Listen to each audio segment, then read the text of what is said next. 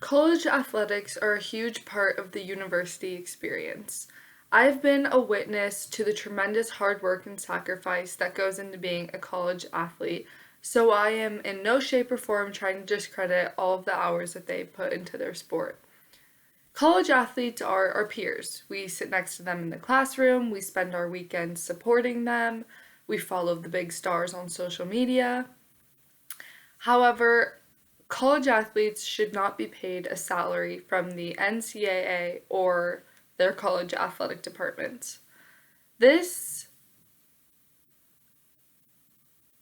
let's first talk about my first claim. First and foremost, athletic departments can simply not afford to pay their athletes. ESPN co host Michael Wilbon explains that paying players out of individual athletic department budgets is beyond impractical. It's probably not feasible because so many athletic departments run at a deficit. It's difficult to make the case that schools should pay regular salaries to athletes, even football players who produce more than any other sport.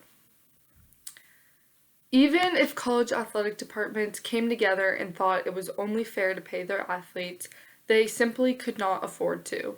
While some teams bring in large profits, others bring in little to none. Let's move on to my second claim. It would cause a great debate on who should get paid and who should not. Michigan State's men's football and basketball teams recently struck a deal with a local business. The players were expected to promote a brand on social media in exchange for money. However, author Kelly Root explains this would not include female athletics in its first round of funding. The reality is, not everything can be fair, but it doesn't really make sense for a football player to get a salary while a softball player who dedicates just as much time into her sport would not get a salary. And it's all simply based off the fact that college football is more watched and more popular than college softball. Now, on to my third claim. Paying college athletes takes away the value of an education. It cannot be forgotten the primary reason one attends college is to obtain a degree to then climb the ladder in life, essentially. Author Dennis Johnson explains that the fear of the NCAA, as it should be, is that the mere notion of paying college athletes undermines the university's primary purpose, education, something far more valuable than a modest annual stipend proposed by many. If it currently appears that the universities don't really care about the athlete, paying them would intensify that belief, not dissolve it. The athletes are there to learn and graduate college, and a free degree in exchange to play sports is more than fair. Let's move on to my fourth claim. There should be no pushback from college athletes, as when they commit to play their sport out of school, they know the deal. It is not fair to the schools and their athletic departments for this problem to arise kind of a couple years into their college. Author Dennis Johnson explains that from the moment the full scholarship papers are signed, each participant's role is clear. Schools accept the responsibility of the student's tuition, meal plan, and boarding, while the athlete is provided with the opportunity to earn a degree, engage in college life, and play their favorite sport in a well-organized and often high-profile fashion.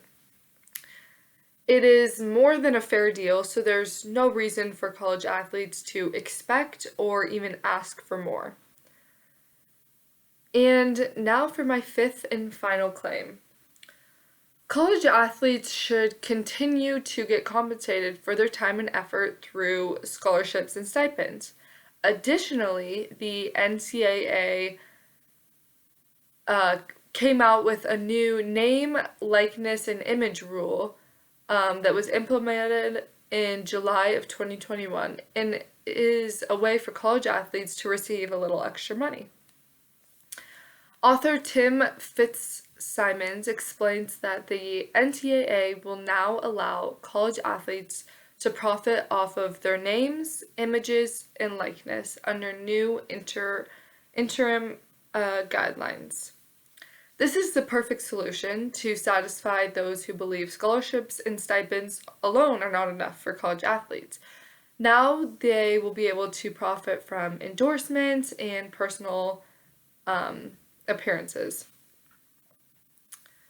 In conclusion, it is simply not possible for college athletic departments to pay their athletes a salary out of their pockets. There's no way to do it fairly.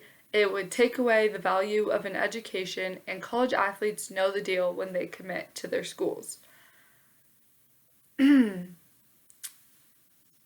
and blank is that college athletes should not be paid a salary on top of their scholarships and stipends.